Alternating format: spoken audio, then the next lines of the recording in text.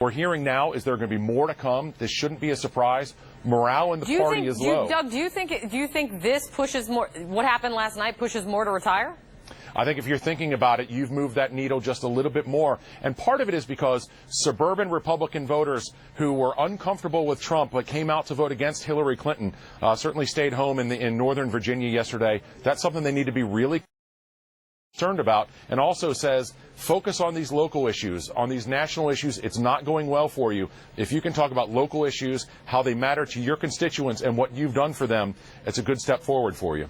It's so funny because a Virginia Republican, someone you know pretty well, Doug, hi, Dave Brat, he just said on CNN to John and Poppy I have never met Dave Brat. I've never met Dave Brat. Really? We'll try to make that happen someday. That's okay. he said we didn't nationalize it enough. You can hear the backstory because between Doug and Dave Brat.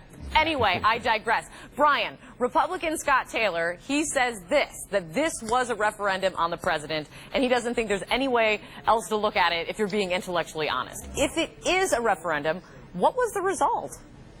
You know, I would say this. It was a referendum on an action that took place in Congress, and the president, some of that lands on the president, some of that lands on Congress. We made promises and we made commitments, and we have to sort of move forward with that agenda. I hope that this is a wake-up call to the Republican Party in the House and the Republican and the president that we need to do something. We need to put some lead on a target and start delivering on the policies that we promised and stop playing games. I mean, the focus needs to be pushing an agenda for the American people that they voted for in last November. Now, blue states went blue. That doesn't surprise me, but it's still, we would have liked to have won some of those seats.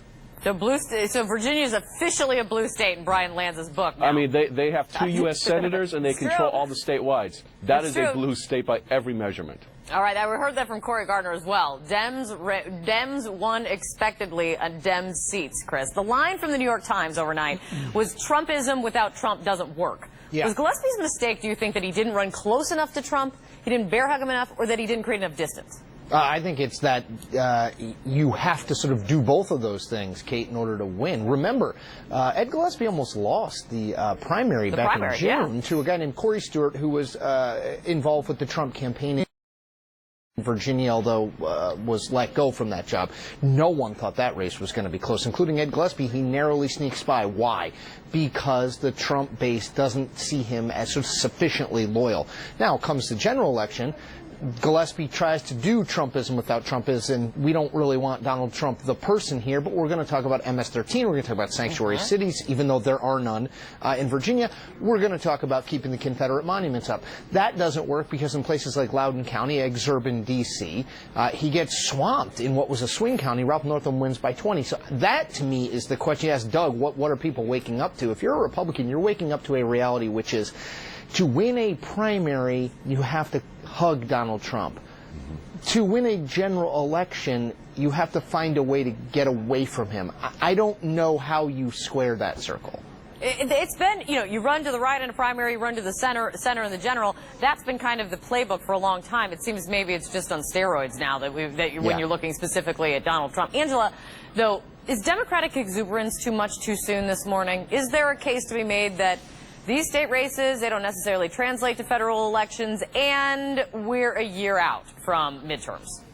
We are definitely a year out, but I don't think that the exuberance is without cause, right? I think that it's been a very challenging season for Democrats, and I don't know how, as a party, you would have sustained a substantial loss yesterday, frankly. There are a number of things in-house that have to be addressed. I think we see that, a lot of that with Donna Brazil's new book, but that it didn't take the book for us to see that. There is a firm divide between a Bernie camp and a Hillary camp, and all of us in between that just want to get it right before 2018 and certainly before 2020. I think one other very important theme that we would be remiss if we did not address it is that diversity and inclusion is not just a corporate concept. This is something that works as well in elections.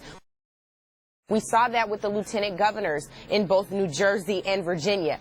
The very same person who, frankly, Ralph Northam left off of campaign literature was Justin Fairfax, someone who we've seen seriously as a rising star for some time. We also have seen mayoral races all over the country taken over by black and brown people, by an Asian person newly elected to a state legislature. In my home state of Washington State, that Senate now has flipped because there was a woman of color on the ballot who had a successful and wonderful story to tell. we can no longer look at D&I like it is corporate alone. It is also time for us to incorporate those concepts, not just as Democrats, but Republicans should too, in elections. Doug, to Brian's point earlier, Speaker Ryan was asked for his reaction about the Democratic wave today as he focuses on tax reform, and he essentially says, as Brian says, we need to get some points on the board. Listen to this. It just emphasizes my reading of the current moment, which is we have a promise to keep. If anything, this just puts more pressure on making sure we follow through. Follow through. We need to get a win. We need to get tax reform over the line. Does last night change today at all for Republicans when it comes to this now #1 priority of their tax plan? I think what it does is it turns the pressure up, turns the heat up for Republicans to know that they have to put Since it wasn't high already.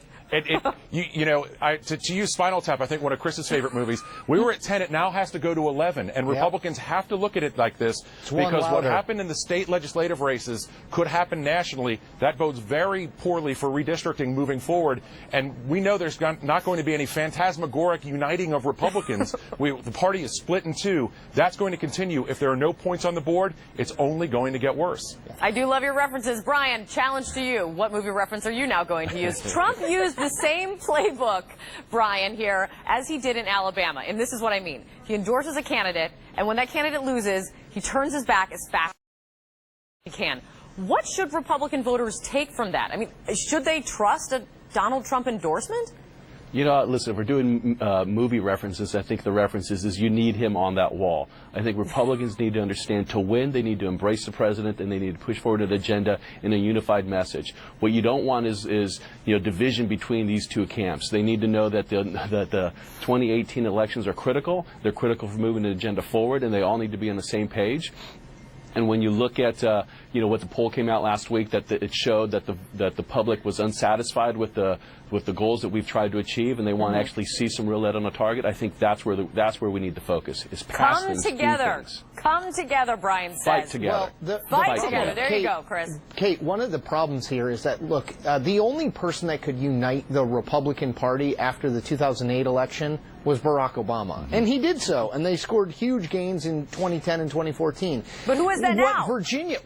What Virginia suggests is that Democrats now have a uniting person, and it's Donald Trump. The problem is Republicans don't still have Barack Obama or Hillary Clinton or, as back in the day, Teddy Kennedy or someone that makes a boogeyman. Nancy Pelosi, theoretically, although in my opinion, not as big a figure. That's what's hard.